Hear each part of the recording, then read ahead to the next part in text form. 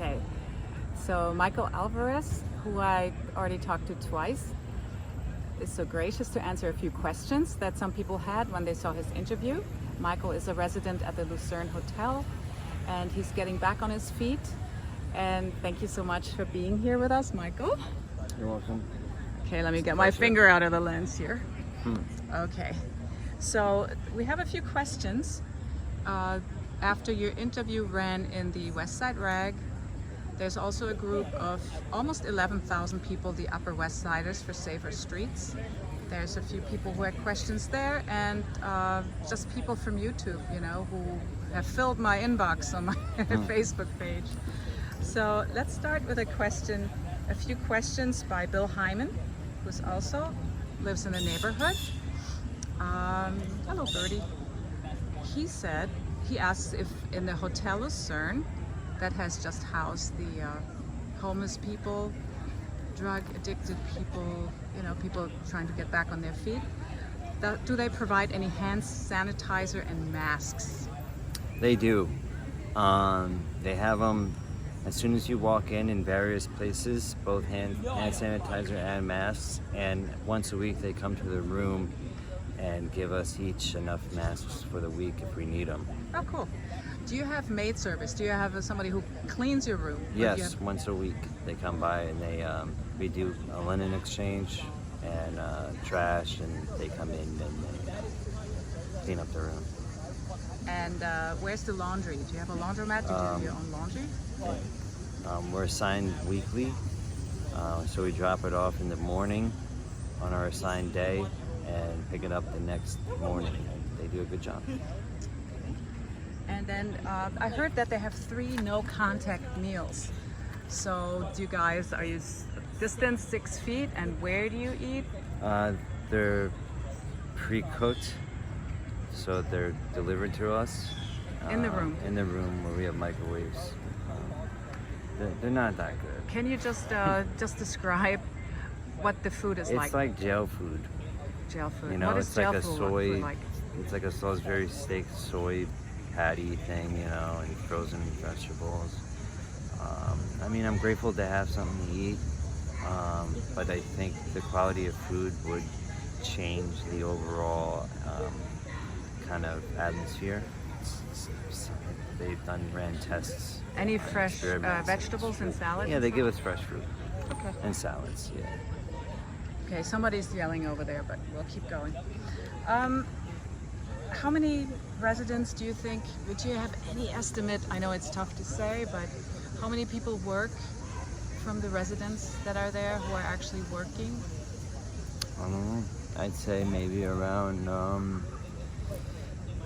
a quarter. Yeah, your roommate works too, right? Yes. Are you looking for work also? Do you have no. a job? Not at the moment. Okay. Are there any posts of COVID protocols? Oh yeah. Yeah, there's only 2 people out in the elevator at a time. There's reminders to wear masks everywhere. Okay. So here are from different other people questions. Did they put a tint over the front doors at the Lucerne? And if yes, why do you think they did? They did at the bottom half of the doors. I think they did that to prevent people from walking in, so people know if they accidentally stumble in that it's being occupied by the shelter. Can you say that again? I think it's to prevent people from stumbling inside, so people know that that hotel is being occupied by a shelter.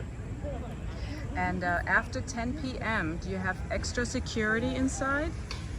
Are you aware of any more security after 10 o'clock? You know, after 10 o'clock, I'm sleeping. Is what? I'm asleep. You're asleep, okay. Yeah. Okay. And I think from 6 a.m. to 10 p.m., that's when people go out, and then you have to be, unless you're working, yeah, you have to be inside. Mm-hmm. Are there still people who are renting rooms, like regular neighbors who have been there a long time? Yeah, and I haven't been seeing them complain. Can you tell who they are, though? Well, we were made aware of who they are, and yeah, you can tell. So, what is your aspiration? A lot of people wanted to know. My aspiration is to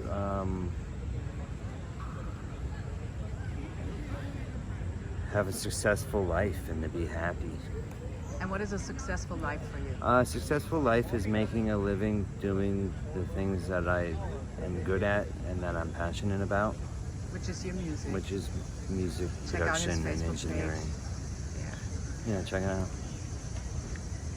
Okay, so let's go here. And somebody said, this is a quote, "I do wonder at the logic of them getting fairly high-end hotel rooms for free, yet they seem to have plenty of money for alcohol, drugs, and where do they get the money from?" Well, I Any mean, thoughts to that?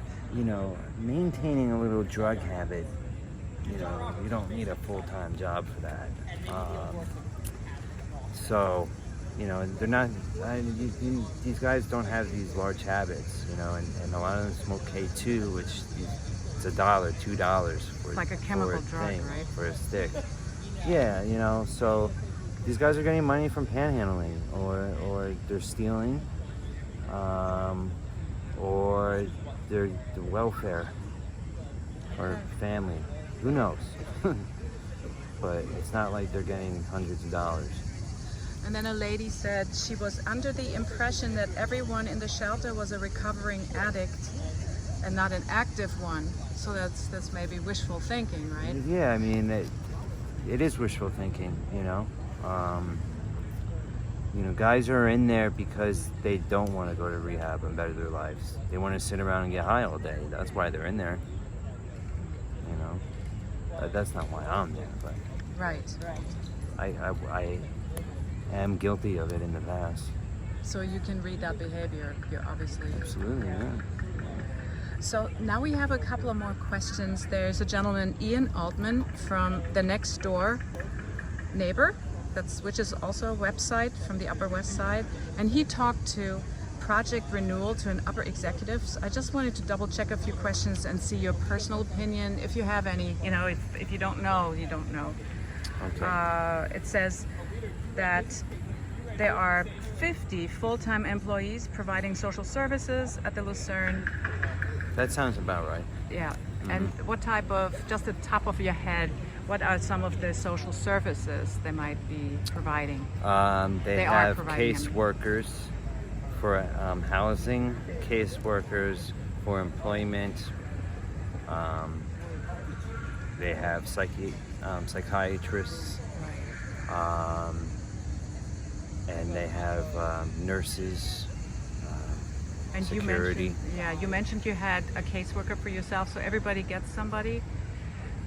Yeah. So you get to talk to them once a week or Yeah, whenever you want, or do you yeah, I have a mean, they set follow appointment? through with the things that you need to get done. And I mean, before COVID, my counselor set me up with a employment counselor, and they help you if you need to get a job, if you're work ready and you want to try to find work immediately, and they'll help you.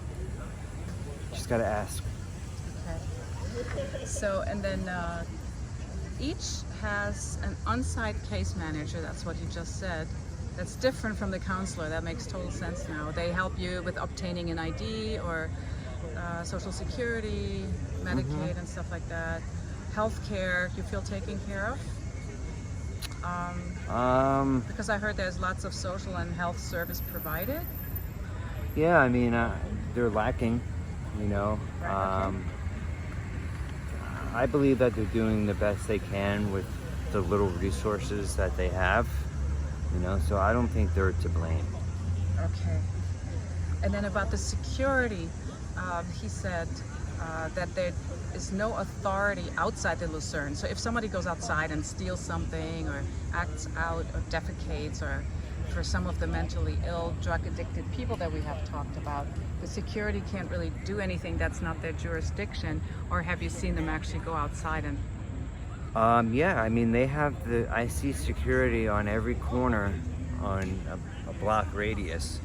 And I mean, one time it was windy and I only had a match, and I went into this little cut just to light a cigarette, and I was confronted by security because it looked like I was doing something else, which I wasn't.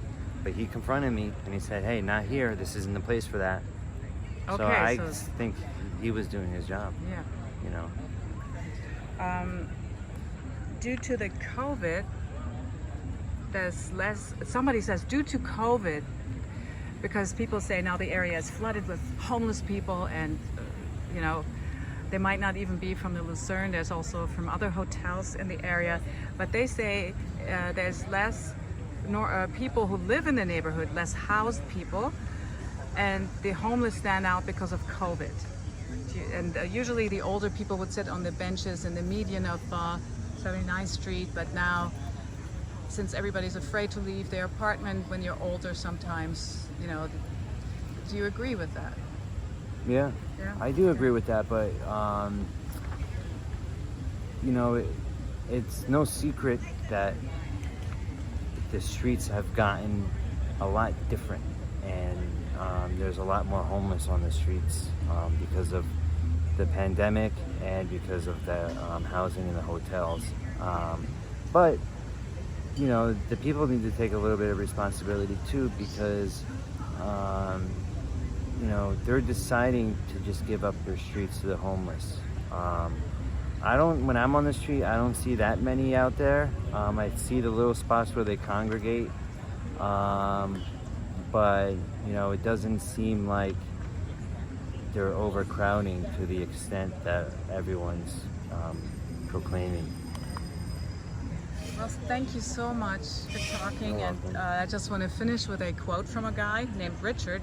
He says, "This man's words need to be heard by everyone in New York City. And we are all human. If I had any room, I'd invite him to live with me. But first you would have to get to know him." Make some room. Okay. Thank you so much for talking to us.